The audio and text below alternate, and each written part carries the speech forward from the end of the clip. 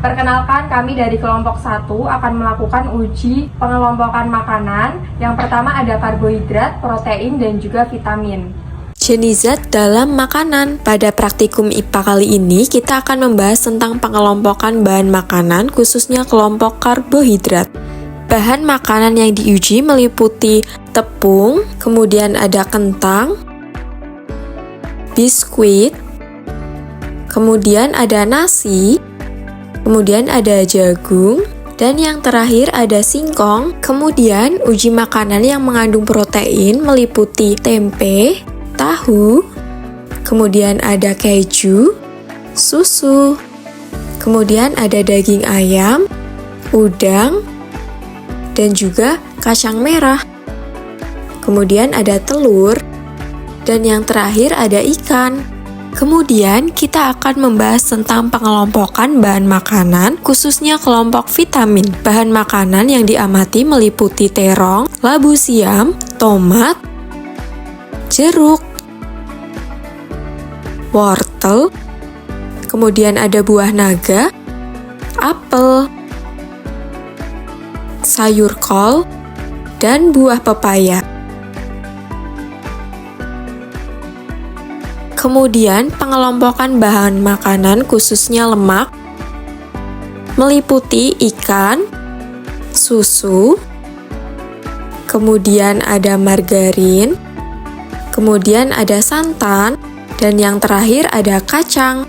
Pada praktikum IPA kali ini kita akan melakukan uji karbohidrat pada beberapa bahan makanan. Tujuan dari praktikum ini adalah untuk mengetahui kandungan karbohidrat dalam berbagai jenis makanan dengan menggunakan larutan betadin sebagai indikator. Alat dan bahan yang digunakan dalam praktikum ini antara lain pipet, sendok, air, wadah atau cepeh, kemudian ada buah apel, tepung terigu, nasi, buah pepaya, tahu, telur, biskuit, gula pasir, kemudian ada margarin, dan yang terakhir ada kentang yang sudah direbus. Langkah pertama yang dilakukan adalah melembekkan atau menghaluskan setiap bahan makanan menggunakan sendok. Hal ini bertujuan agar larutan dapat meresap dengan baik ke dalam makanan.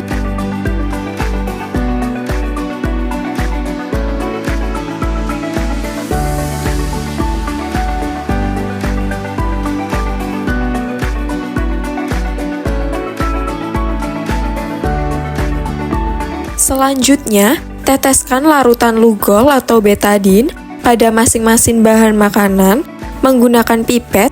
Amati perubahan warna yang terjadi pada setiap sampel makanan.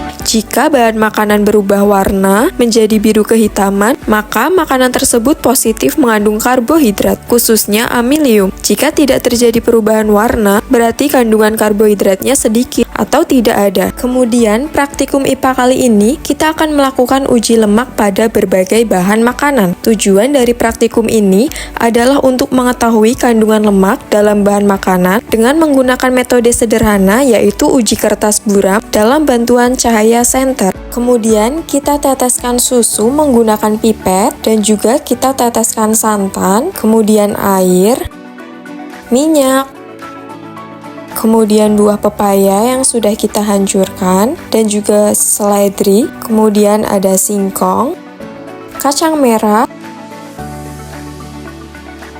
kemiri, margarin, wortel, dan juga biji jagung. Jika kertas tampak menjadi lebih transparan atau tembus cahaya, maka bahan makanan tersebut mengandung lemak. Sebaliknya, jika tidak terlihat transparan, maka kandungan lemaknya sedikit atau tidak ada. Berdasarkan pengamatan, bahan seperti minyak, margarin, santan, kemiri, dan kacang menunjukkan noda transparan yang jelas, sehingga positif mengandung lemak.